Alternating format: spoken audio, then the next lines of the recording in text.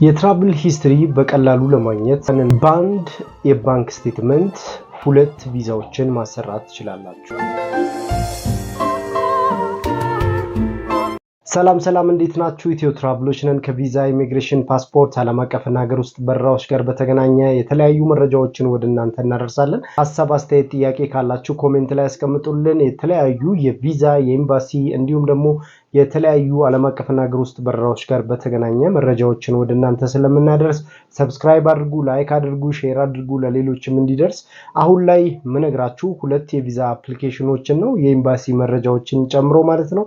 የቻይና የጃፓን ቪዛ እንዴት አድርጋችሁ እንደምታገኙ በቀላሉ ማሳካት የምትችሉባቸው መስፈርቶችን በዝርዝር ነግራችኋለሁ። ራሳችሁም ሂዳችሁ የምታመለክቱት በቀላሉ እንዴት አድርጋችሁ የቻይናንም የጃፓንን ቪዛ የምታገኙባቸውን መስፈርቶችን እነግራችኋለሁ። ተመሳሳይ ናቸው። እንዴት አድርጋችሁ ግን እንደምታስተካክሉት እያንዳንዱን ስቴፕ ባይ ስቴፕ እነግራችኋለሁ።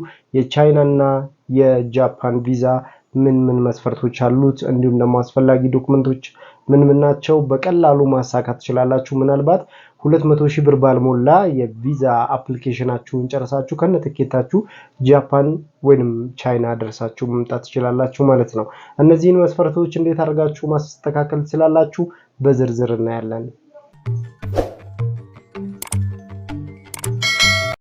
ከሚያስፈልጋችሁ መስፈርቶች መካከል የመጀመሪያው ነገር የጃፓን ቪዛ ለማግኘት ፓስፖርታችሁ ከ6 ወር በላይ ያለ ኤክስፓየር ዴት መሆን ይጠበቅበታል። ኤክስፓየር ዴቱ ከ6 ወር በላይ መሆን ይጠበቅበታል። ባንክ ስቴትመንት ያስፈልጋችኋል። ሆቴል ቡኪንግ ያስፈልጋችኋል። ኢንሹራንስ ያስፈልጋችኋል። እንዲሁም የልደት ሰርተፊኬት፣ ባንክ ስቴትመንት የሚያስፈልጋችሁ እስከ 1 ሚሊዮን ብር ድረስ የጃፓን ቪዛ ለማግኘት የባንክ ስቴትመንት ልትጠየቁ ትችላላችሁ፣ ኢንዲንግ ባላንስ ላይ ማለት ነው። ስለዚህ እነዚህን ዶክመንቶችን አሟልታችሁ የጃፓን ቪዛ አፕላይ ማድረግ ትችላላችሁ ማለት ነው። 15 ቀናት ያክል የቪዛ ፕሮሰስ ይኖረዋል ማለት ነው።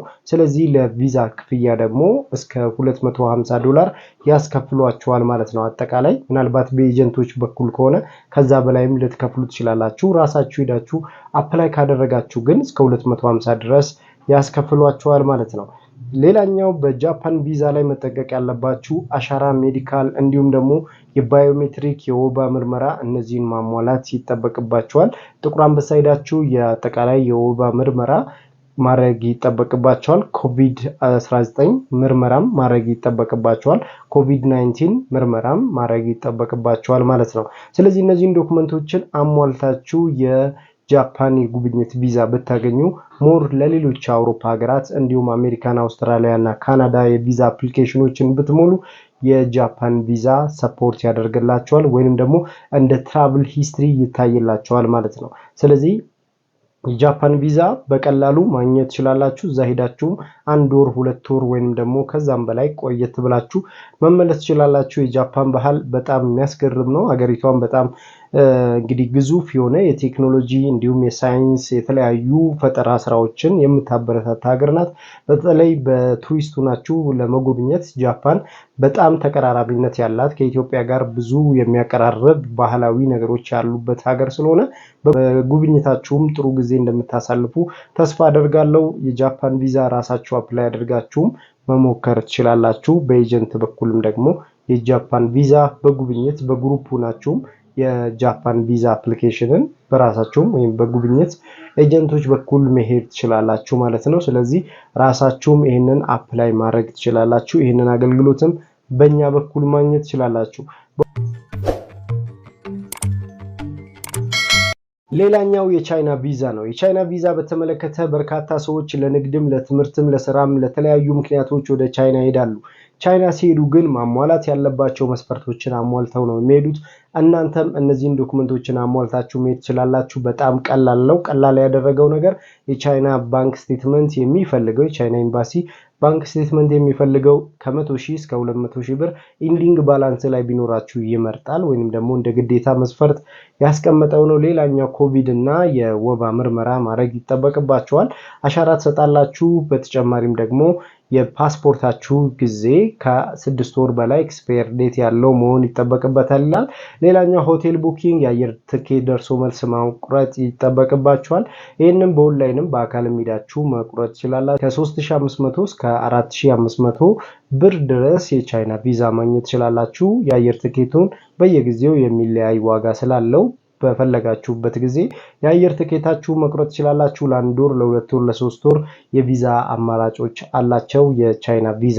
እነዚህን የሁለት ሀገራት ቻይና እና ጃፓን ፓስፖርታችሁ ላይ ቪዛቸው ቢኖር ለሌሎች ሀገሮች ሰፖርት ያደርጋቸዋል ማለት ነው። ስለዚህ እነዚህን ሀገራት ቪዛዎችን የምትፈልጉ ካላችሁ በዚህ ስልክ ቁጥር ላይ ደውላችሁ ቪዛቸውን ማግኘት ትችላላችሁ ማለት ነው። በጉብኝት ቪዛ ወደ እነዚህ ሀገራት ደርሳችሁ መምጣት ትችላላችሁ።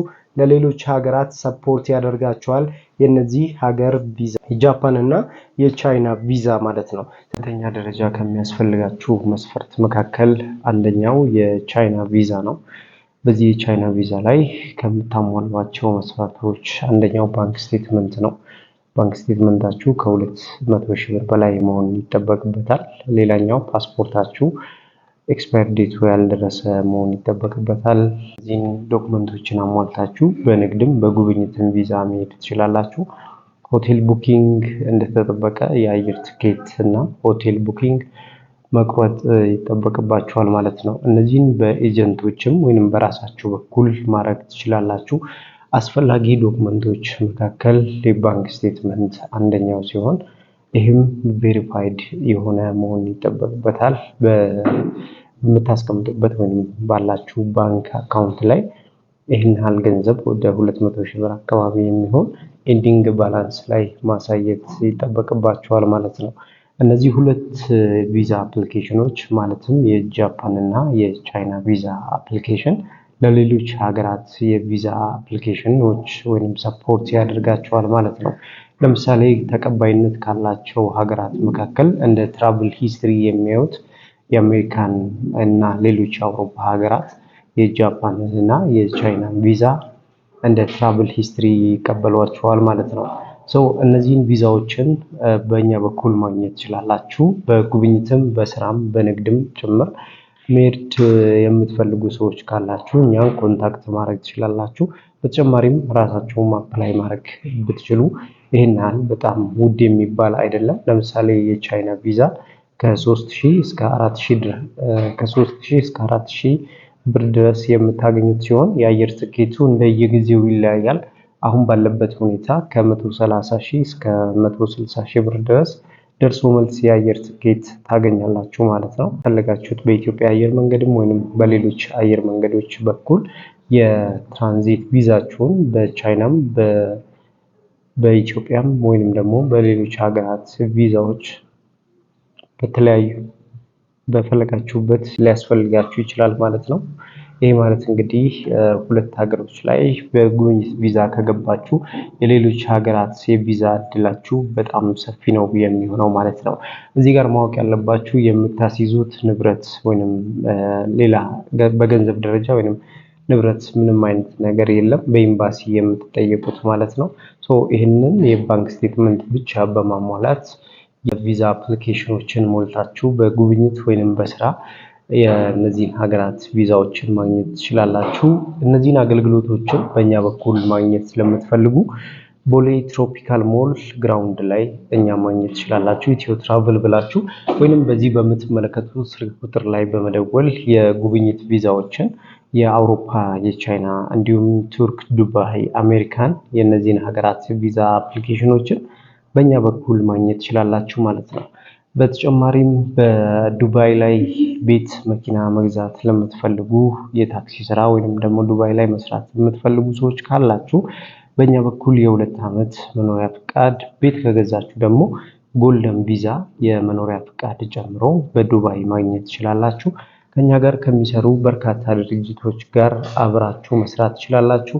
ለምሳሌ በራምዚን ሪል ስቴት እንዲሁም ደግሞ በፕሮፐርቲ በዱባይ ቤቶችን ማግኘት ከፈለጋችሁ እዚሁ ኢትዮጵያ ላይ እኛ ጋር መጣችሁ የነዚህን 2 ሪል ስቴቶች ቤቶችን አማራጭ ማግኘት ትችላላችሁ ማለት ነው። ስለዚህ እኛን ለማግኘት በዚህ ስልክ ቁጥር ላይ ደውላችሁ የራምዚን ወይንም ደግሞ የ2F ፕሮፐርቲ ቤቶችን ማየት ትችላላችሁ ማለት ነው። እዚሁ በኢትዮጵያ ብር መግዛት ትችላላችሁ። እኛን ለማነጋገር በዚህ ስልክ ቁጥር ላይ ደውላችሁ አገልግሎታችንን ማግኘት ትችላላችሁ። ኢትዮ ትራቭሎች ነን። በአሜሪካን 55 ስቴት ላይ እንዲሁም ኢትዮጵያ ላይ እኛን ለማግኘት እንግዲህ ኮንታክት እንድታደርጉን እንጋብዛለን። አብራችሁን ስለሆናችሁ እናመሰግናለን። መልካም ሁሉ በያላችሁበት ተመኘን። ፒስ